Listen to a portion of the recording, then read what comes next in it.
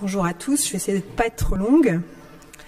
Moi, je vais vous témoigner de ce que représente la vie de prière dans ma mission.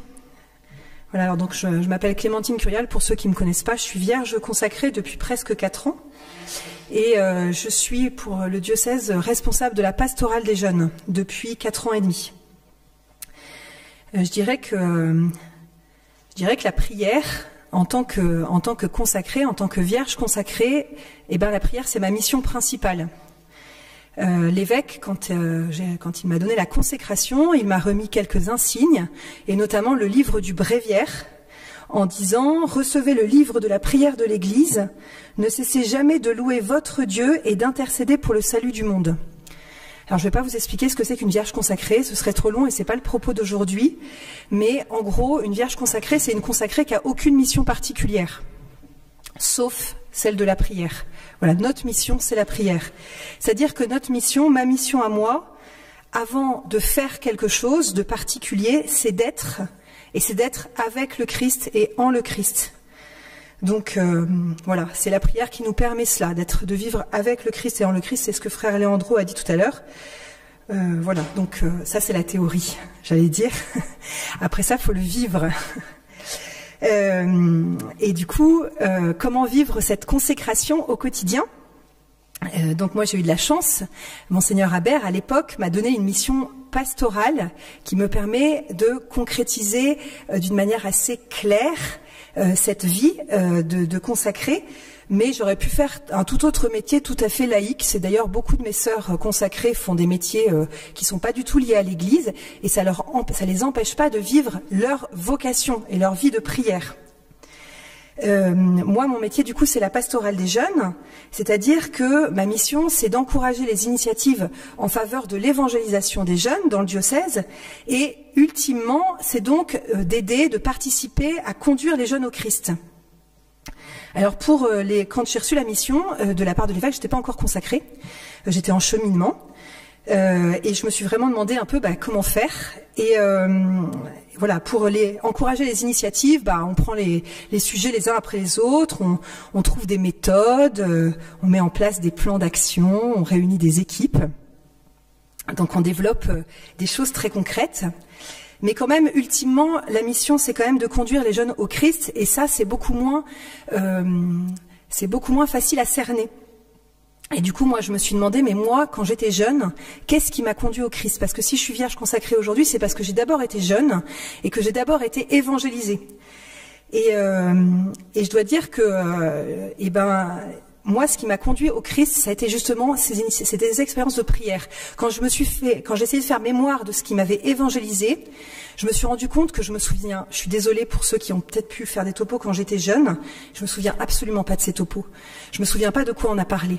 Je me souviens à peine des jeux qu'on a faits. Je me souviens un peu vaguement des groupes de jeunes. Mais ce dont je me souviens très précisément, ça a été de moments de prière que j'ai vécus, ou alors d'avoir vu des personnes autour de moi prier d'une manière qui m'a profondément marquée. Et je dirais que ça a été le socle de ma propre évangélisation. Alors ça a été la prière en famille, le chapelet dans la voiture, quand on avait des heures de voiture. Ça a été aussi dans le scoutisme. Je me souviens de ma cheftaine de Louvette. Je me souviens pas du tout de ce qu'on faisait aux Louvettes, mais je me souviens de ma cheftaine de Louvette qui nous invitait à prier la Vierge Marie. Je me souviens de ce qu'elle disait. Ça a été aussi plus tard dans la pastorale des jeunes, quand j'étais jeune, de l'autre côté de la barrière, et que j'étais très touchée par la figure de prêtre que je voyais prier à des moments qui n'étaient pas organisés. Vous savez que quand on fait de la pastorale des jeunes, vous le savez pas, je vous le dis, on organise des temps de prière avec les jeunes, de préférence.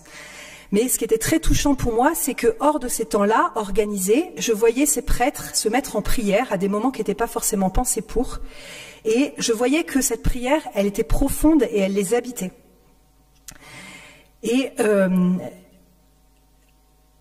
je dirais que pour moi, ça m'a fait prendre conscience que ce qu'il disait, c'était pas seulement des mots en fait. En fait, il vivait de ce qu'il disait. Voilà, c'était pas seulement de la théorie, c'était pas pour faire bien, c'était pas un programme, c'était vraiment quelque chose qui les faisait vivre. Et du coup, à partir de là, leur parole était vraie et elle pouvait être vraie pour moi aussi.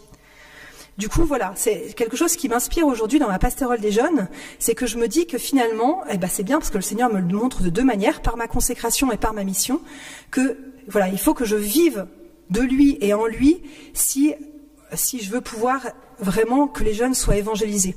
Alors, il n'y a pas que moi, mais il y a moi aussi. Alors concrètement, je dois vous le confesser, on est entre nous, c'est un combat.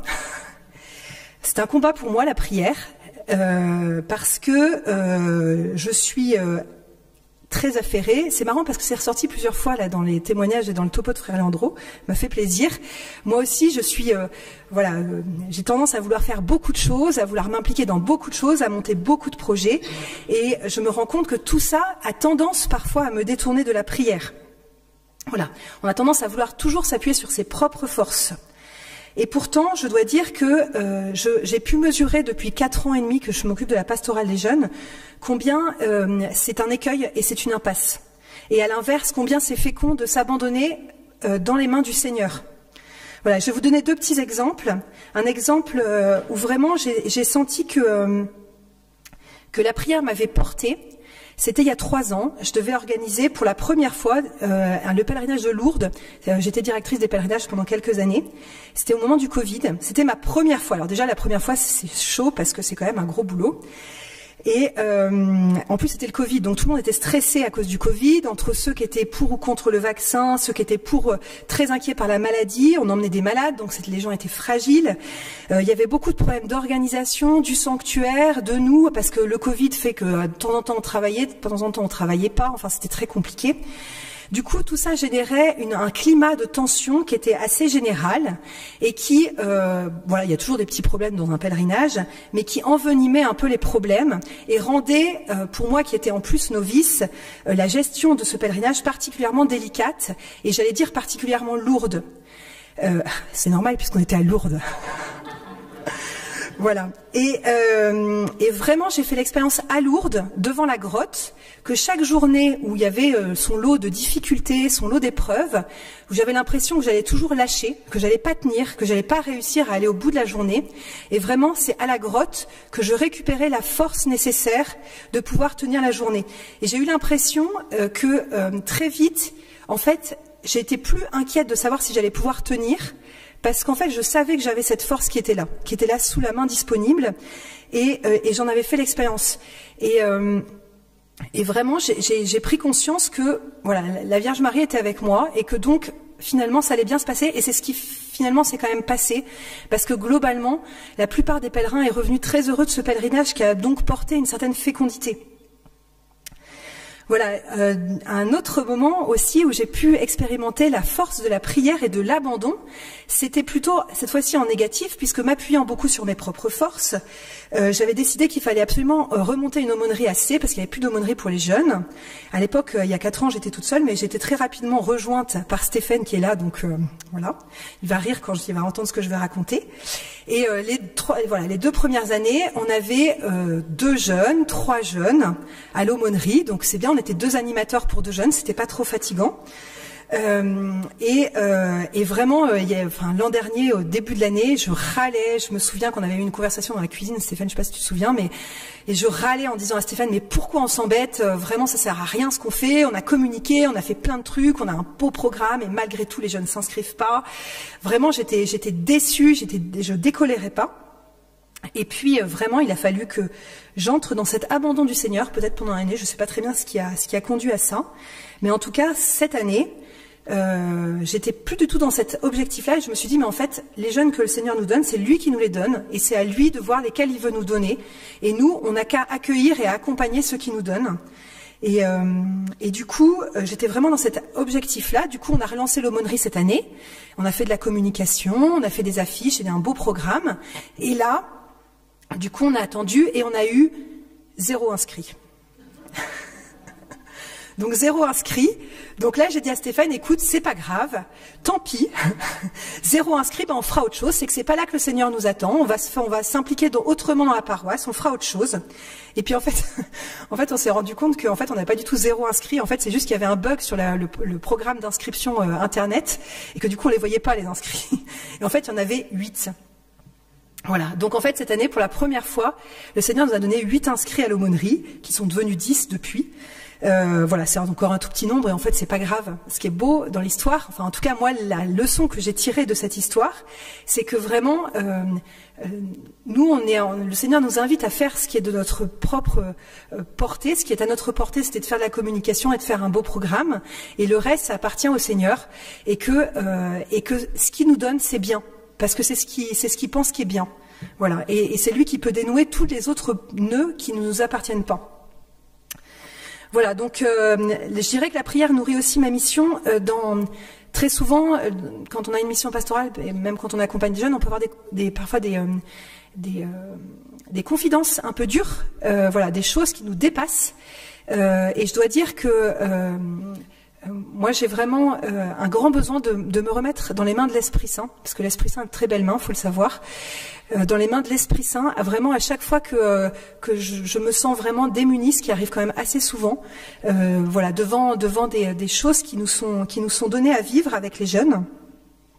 Et je crois que ça permet, voilà, de le laisser agir et de pas s'inquiéter de savoir si ce qu'on dit pas, ce qu'il faut dire, en fait le Seigneur fera avec ça. Et moi, ça m'aide toujours, ça me met en confiance de me rappeler ça en me mettant en prière. Enfin, je dirais que donc la prière nourrit ma mission, mais considérablement combien la mission nourrit ma prière. Je vous l'ai dit, c'était un combat, la prière, mais s'il y a bien un moteur pour ma prière, c'est vraiment justement tout ce qui est partagé dans la mission. Les personnes rencontrées, les intentions de prière confiées, les soucis partagés, les choses vécues, belles ou plus difficiles, et qui viennent continuellement nourrir ma prière. Je crois que j'avais entendu dire que si on n'utilisait pas un prêtre, il s'usait. Je dirais plus largement que, si on ne demande pas de prier enfin voilà, on est là pour prier, donc en fait, faut nous confier des intentions de prière, parce que sinon on s'use, voilà. Et je pense que c'est vrai pour les consacrés, mais c'est vrai aussi pour tous les chrétiens. J'ai vraiment le sentiment très fort que notre prière permet au monde qui est bien éloigné de Dieu de pouvoir être raccroché à Dieu, et que ce monde en a besoin. Voilà. Donc, ça nous encourage, en tout cas moi ça m'encourage à continuer ce combat de la prière. Merci bien.